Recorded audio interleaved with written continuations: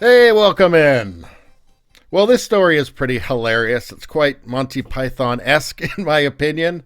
It's also totally predictable, because leftism these days is so shot through with identitarianism that it's just a natural, inevitable consequence of that identitarianism that groups are going to splinter into smaller groups because really if everybody in your group doesn't at least think exactly the same as you, they can't be in your group. Everybody else who doesn't think that way or look that way or whatever way you're going to, categorize people with a leftist rationale, everybody else is otherized. So everybody who's not your group is otherized immediately.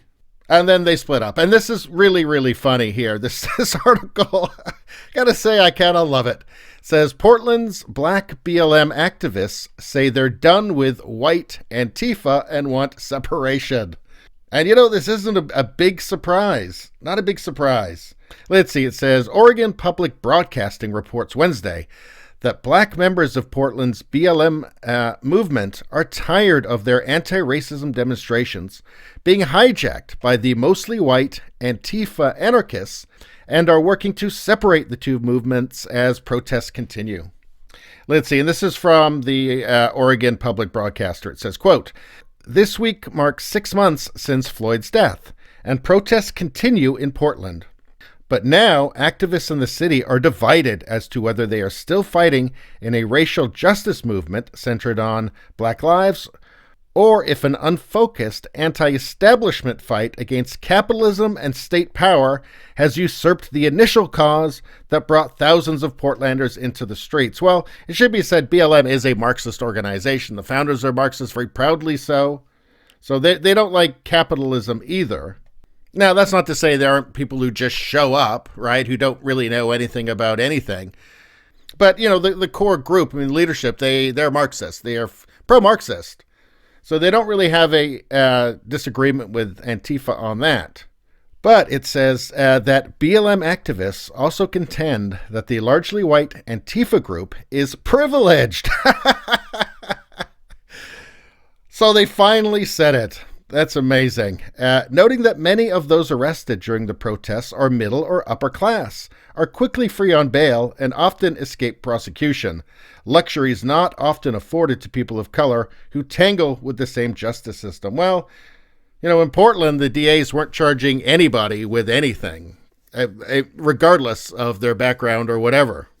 But it certainly is true that, those have been the reports that these are, middle class or upper class people that feel pretty entitled. Let's see. The privilege gap becomes an even bigger problem, activists say, when anarchists push back against peaceful protesters who suggest less violent tactics might be more effective at achieving protest goals. In Portland, especially, the notorious Antifa-aligned Pacific Northwest Youth Liberation Front excoriated more peaceful groups for, quote, pacifying the nightly Justice Center action. Oh, this all just sounds like communism, doesn't it? Calling members of BLM police collaborators. Oh, wow. This is too delicious. This is so good, right? This is so good. You can see, these are just the kinds of things that they say about just anybody who disagrees with them, and they're just saying it about each other now. This is all that, leftists have, really, is just throwing out things like police collaborators. I find it hilarious. Just going to interrupt for 1 second to say, if you like this content, subscribe so you can see more. Thanks a lot.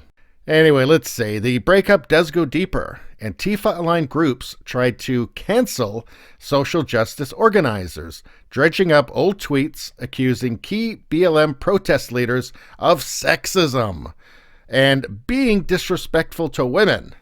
Again, these are just, the things they throw at everybody. You disagree with anything they say, it's just the same stuff. It doesn't matter where you are on the political spectrum. They really don't have anything else.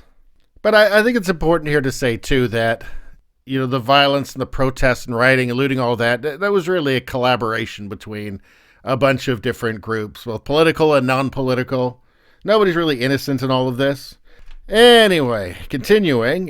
Interestingly, the calls for separation, though, have surfaced only recently as protests are dying down.